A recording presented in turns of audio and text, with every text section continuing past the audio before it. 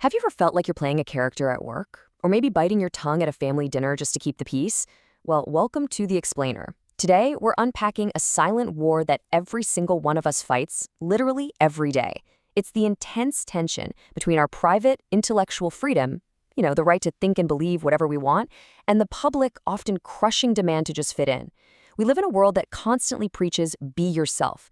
Yet history, sociology, and human psychology tell a very, very different and, honestly, a much darker story. So let's dive into this. We're going to deconstruct the hidden architecture of strategic conformity, examining exactly why society demands it and how the most powerful people out there navigate it. So let's start with a big question. Why does society inherently punish originality? I mean, it seems completely counterintuitive, right? We love to celebrate innovators and visionaries, but the reality on the ground is, when you flaunt unconventional ideas or unorthodox ways of doing things in your everyday life, people don't see a visionary, they see a threat. Going against the grain actually triggers a deep ego threat in the majority. It makes them feel like you're looking down on them, and that breeds feelings of inferiority. And let me tell you, human beings will almost always find a way to punish you for making them feel inferior. The solution to this problem is captured perfectly by Robert Greene's 38th Law of Power, which simply states, think as you like, but behave like others.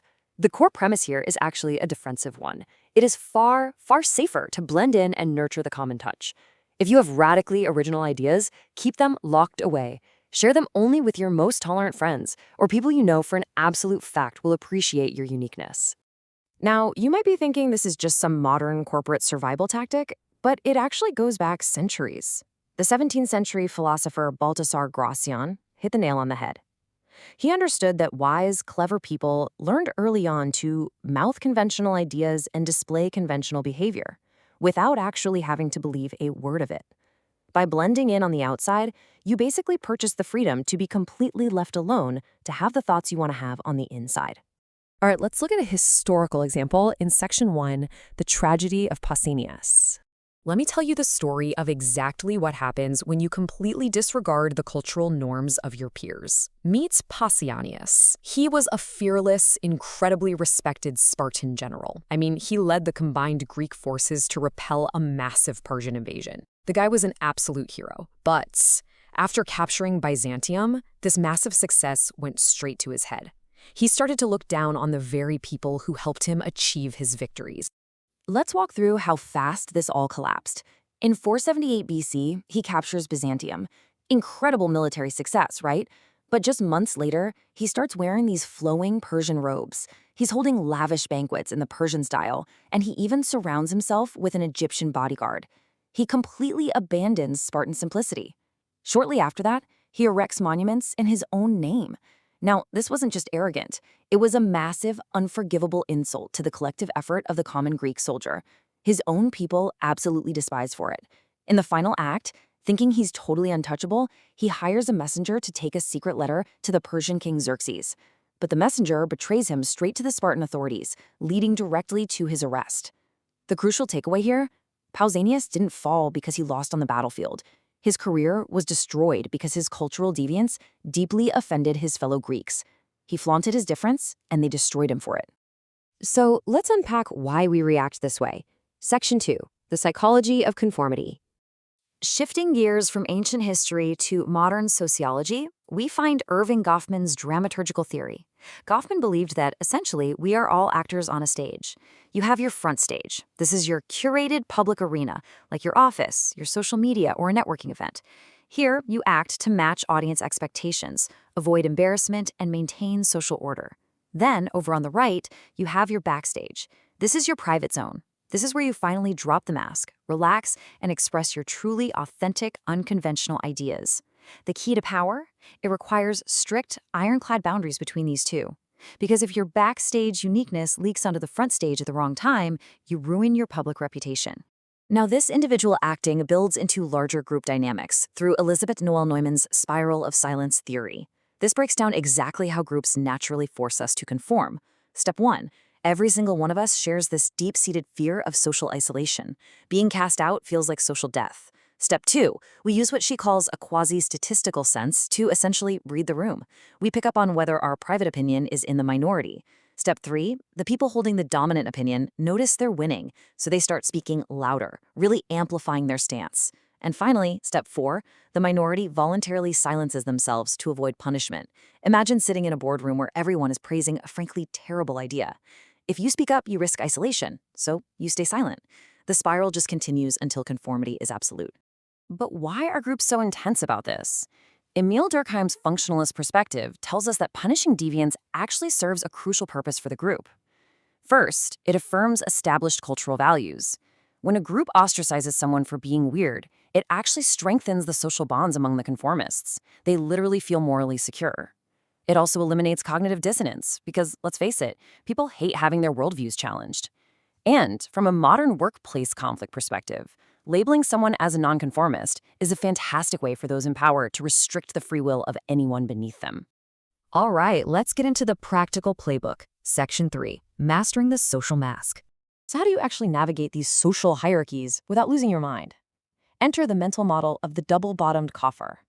Think of a chest with a false bottom. On top, it looks like it holds normal, everyday, boring items. But underneath, safely hidden away, are the real treasures.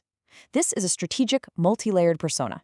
You project outward orthodoxy. You look like everyone else, you talk like everyone else, but your deep, unconventional secrets, your true intellect, remain perfectly safe from the hostility of the crowd. This isn't about being malicious or fake. It's a vital survival strategy to protect your intellectual autonomy. And here are the specific tactics you can use to build that coffer. By the way, intelligence operatives use these exact methods to disappear into their environments. First up, the mirror effect.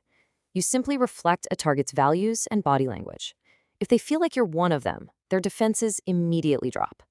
Second, Socratic ignorance.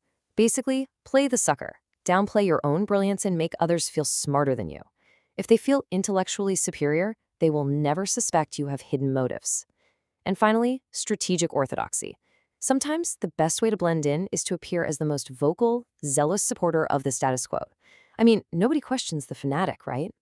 Now, to be totally fair, we should compare this defensive masking strategy with modern approaches. Specifically, the contrast between Robert Greene's Law 38 and Ray Dalio's famous radical transparency. Look at the goals. Law 38 is all about security and power, while Dalio's approach aims for rapid learning and meritocracy. Greene views truth as a weapon or a vulnerability. Dalio views it as the absolute foundation of reality. The main takeaway for us here is calibration. You must calibrate your tactic to your specific work environment. If you use radical transparency in a cutthroat traditional corporate hierarchy, you're going to be eaten alive. But if you use Law 38 masking in a highly collaborative, mission-driven team, you'll just be seen as secretive and untrustworthy. Context is everything. But we absolutely have to acknowledge the heavy, heavy psychological toll this all takes. Constantly wearing a social mask, it is exhausting. It inevitably leads to burnout. And over time, you might even experience identity confusion, where you actually struggle to distinguish your authentic self from the persona you've adopted just to survive. We have to have a lot of empathy for those who feel disconnected from their true selves because they're forced to mask just to maintain their employment or social standing. It is a very real, very heavy cost of playing the game. But what if you win? Section 4, Strategic Nonconformity. This brings us to the fascinating reversal of the law, the exact moment when it becomes highly advantageous to break the rules. But listen closely, this is only applicable when you are operating from an unshakable position of power. Think of Steve Jobs early in his career, trying to fit in, versus Steve Jobs at the absolute height of Apple. When you reach the top, your difference is no longer seen as a threat to the group. Instead, it becomes a sign of your distance and your superiority. It's like a powerful CEO wearing a casual hoodie to a room full of guys in suits. Breaking the norms actually captures attention and projects massive status, because it signals to everyone else, I am so successful that I am no longer dependent on your approval. Which brings us to the end of our explainer, and I want to leave you with a profound, lingering question. What is the ultimate cost of power versus the price of authenticity? Is the safety of the mask really worth the sacrifice of your true self? For most of us, navigating the world requires a very delicate dance between that front stage and the backstage. Knowing when to blend in and knowing when you finally have the power to stand out is perhaps the ultimate test of strategic intelligence. Thank you so much for joining me on this deep dive. I'll leave you to ponder that question.